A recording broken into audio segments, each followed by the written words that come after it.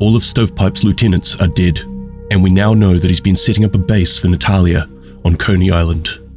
We still don't know what she's planning, so hopefully we make it there before it's too late.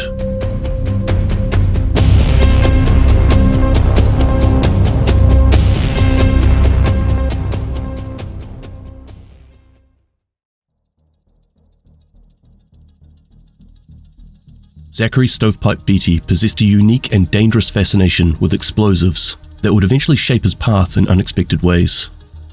Trained as an explosive ordnance disposal specialist, or EOD, he initially immersed himself in the study of demolitions out of sheer passion. While his primary duty was to neutralize explosive threats, Stovepipe's insatiable curiosity led him down a dark path. As he delved deeper into his field, Stovepipe's obsession with the destructive power of explosives grew. He meticulously collected schematics, prototypes, and classified information on increasingly unstable improvised explosive devices. He pushed the boundaries of his knowledge, exploring the most hazardous and volatile designs, all in the pursuit of a fascination with watching the world burn. Surprisingly, Stovepipe's unorthodox collection didn't lead to the expected consequences. Instead of facing a court-martial for his dangerous hobby, his commanding officer recognized the potential value of his expertise and connections. This recognition ultimately sparked an unexpected turn of events when the Black Tusk took notice of Stovepipe's unique skills and approached him with an intriguing proposition. The Black Tusk saw in Stovepipe a person who shared their desire to exploit chaos for their own gain. They recognized his uncanny ability to navigate the world of destructive technology and the potential for him to become a valuable asset in their operations. Drawn to the allure of power, Stovepipe accepted the invitation to join the ranks of the Black Tusk.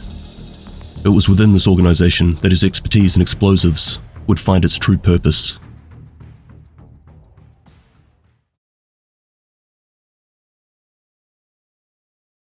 In position. Inventory assessment complete. How are we looking on mortars? Even with the 2 new teams, we have more than enough to maintain control of the shipping lanes. That's very good. Let me know if we need to pull in additional resources. Will do. But honestly, this feels like overkill to secure the river. Better to overkill than be killed. Funny. You need anything else from me? Not at this time, Stovepipe. Can't you just call me Zach? Wouldn't be professional, Stovepipe. I hate that nickname. Most people hate their nicknames. You didn't make Faye take a nickname. Faye was special. And what am I? Reliable.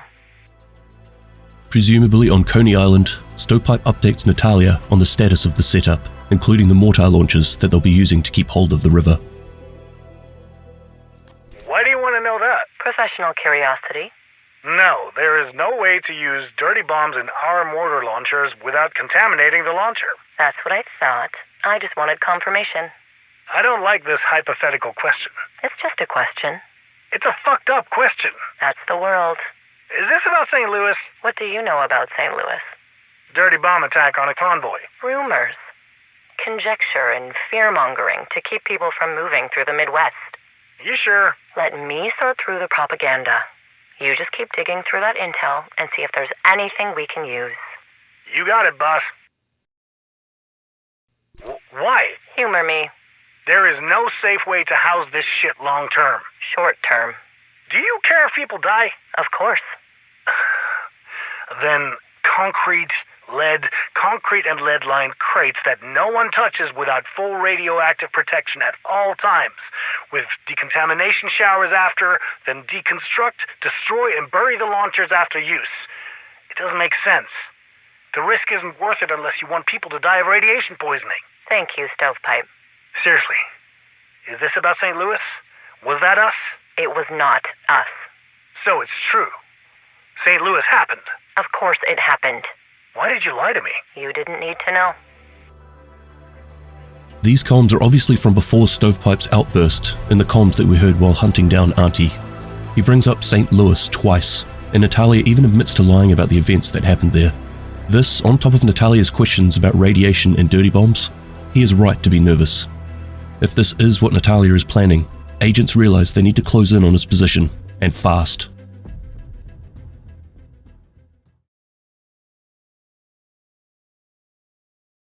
When agents arrived on the island, it was quiet. Too quiet. In fact, there were no enemies at all, and sensors indicate that Stovepipe hasn't moved since the agents arrived. Eventually they would catch up to Stovepipe, except someone had beat them to it. He was already dead. It was a trap. From the Black Tusk hovercraft in the distance, a swarm of drones, as well as a couple of Marauder-class quadcopters, were launched on the agent's position. Agents attempt to reach the extraction point, but wave after wave of drones, mini-tanks, warhounds, automated turrets, and a heap of EMPs are blocking their way. They manage to quickly push through, but before Torres is able to pick them up, there is one small enemy that needs to be removed. But don't let the name fool you, that motherfucker is Satan's hellhound. And here I go a little off story and break the immersion. My wife / manager told me I should probably remove this part because it's a little bit off brand. But I promised a few of you that I wouldn't hold back on my emotions and true feelings about this part of the mission. So the following are actual clips of my first few playthroughs. Let's just call this an intermission, but feel free to skip forward a minute or so to continue with the story. Just off, but for sake, avocado. For sake. Why? Fucking... Hey, Alpha Bravo, keen to jump on for a few minutes just to finish off the manhunt? Won't take long. Yeah, man, give me a moment. Why does he keep chasing me? What the fuck is wrong with this damn thing? You got this. He's actually not so bad when you're not being chased by him. Are you dead again? Yeah, I am. The fact that his name is Sparkles only makes it that much worse.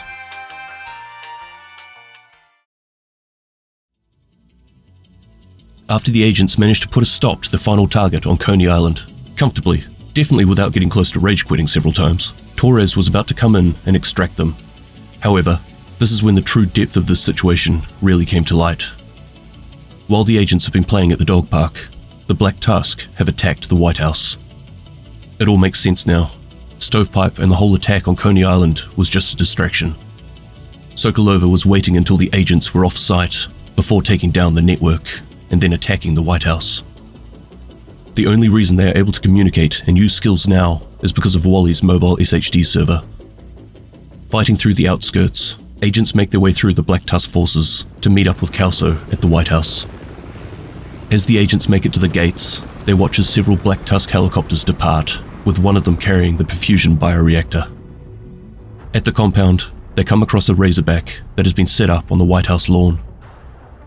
After a surprisingly short encounter, given what has been experienced through this manhunt so far, agents would make their way through to the White House alongside Alani Kelso.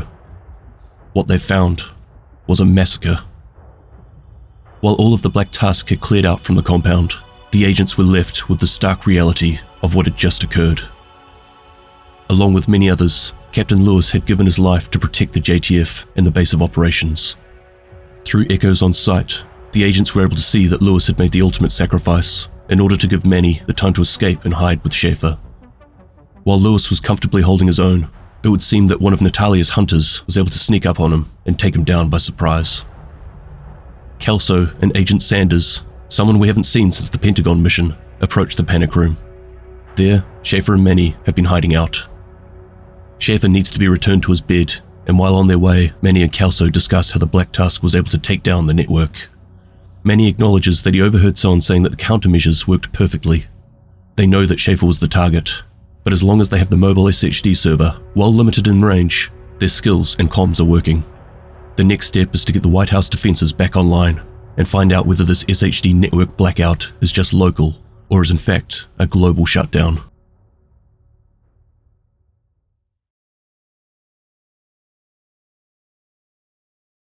I'm impressed. Credit where credit is due. You and your little team of misfits managed to decrypt my comms. You passed the test. Manny, you really do have an eye for talent. First Schaefer, then Lewis, and Wally.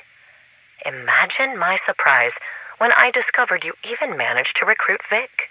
I thought you hated him after what happened at Odea. But here you are, welcoming old enemies into your house and giving them the literal keys to the castle. I haven't decided if you're a genius with boundless empathy or a moron who actually believes that people can change. People don't change. Most of the time, if you think someone has changed, It's because you never really saw them. You never look close enough to see if the person staring back at you is genuine or is hiding their true intentions. That's why you're so easy to fool, and why I will always be 2 steps ahead of you. I have the Black Tusk, the real true sons, and the hunters at my disposal, while your agents have civilians chasing water bottles. By the way, thank you for sending your agents all the way to Coney Island to check on Stovepipe. It's too bad you couldn't recruit him too. But he forgot his place in my organization, and I do not tolerate disrespect. Since you may be a moron, I'm going to make my intentions very clear. This city, this country, this world belongs to us. We will take what is rightfully ours, and there is nothing you can do to stop us. Isn't that right, Vic? Fuck you, Nat! What did you do with Mari and Cindy? Don't worry, Vic. I wouldn't hurt them. They're too valuable to the future of my operation. It's not every day you find a woman who can build and operate a fish farm. She really is quite the catch, Manny. When you're ready to surrender, I would be more than happy to reunite you two lovebirds. I hear stress can do terrible things to a pregnancy, especially in older women. Manny, if you really do love her, you might want to hurry. Oh, an agent? I hope to see you soon. This single, long, condescending comms pretty much explains everything. All intel we've been receiving throughout this manhunt has been compromised. This whole time, everything we've been listening to has led us to this setup, to have us removed from the equation so that the Black Tusk can sweep in and clean out the White House while Mummy and Daddy weren't home. It's unlikely that Natalia had anything to do with the dirty bomb attacks in St. Louis. It was just the easiest way of getting our attention. But it isn't to say that all references to the Recruited novel were just there to scare us into moving out. But I'll get into that a little more soon. Natalia has also confirmed that she has Vikram Malik, a name that we briefly heard about earlier on, after he betrayed us at the Odia Tech building. As well as Mari Singh, someone we suspected would have a larger part to play after several comms messages this season alone. She not only leads the team at the Central Aquarium, one of DC's only sustainable food sources, but she is pregnant with Manny's child. We're going to have to be careful with any direction coming from him. After the loss of his friend, and now this, he's going to be a mess. But there was one other name that Natalia mentioned, a name I didn't recognize, Cindy. I'm not going to lie, if this is the person Natalia took, I hadn't really paid her much attention up until now. Based in the White House, Cindy is a drone operator that has been involved in scouting and alerting agents to numerous threats in DC. It was also her drone that worked the coordinated JTF and SHD work on Coney Island when extracting Vitaly Tronenko, as well as the drone that was hacked by Aaron Keener before he escaped. I'm not overly sure what Natalia is hoping to gain from Cindy, but I'm sure we'll be finding out soon.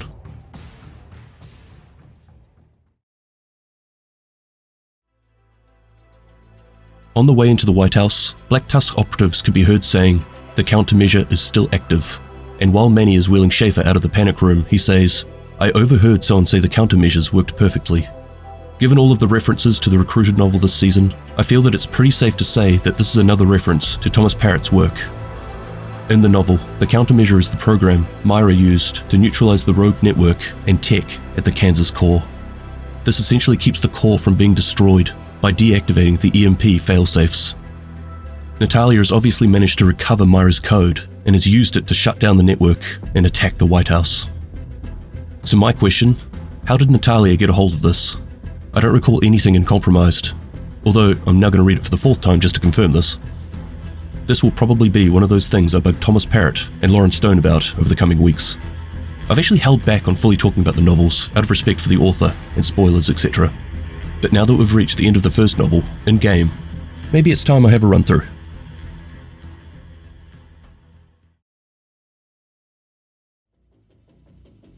This has been a bloody good ending to the season and Year 4. I was hoping for it to go out with a bang, but I certainly wasn't expecting this, which makes it so much better.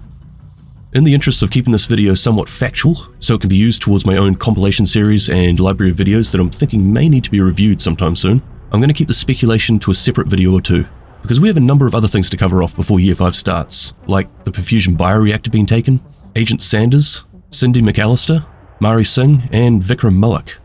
Not to mention that we haven't heard much from Calvin McManus for a while. Anyway, thank you very much for watching. Hopefully this all made sense, and I'll catch you in the next one. Extremis Mollis, Extrema Remedia.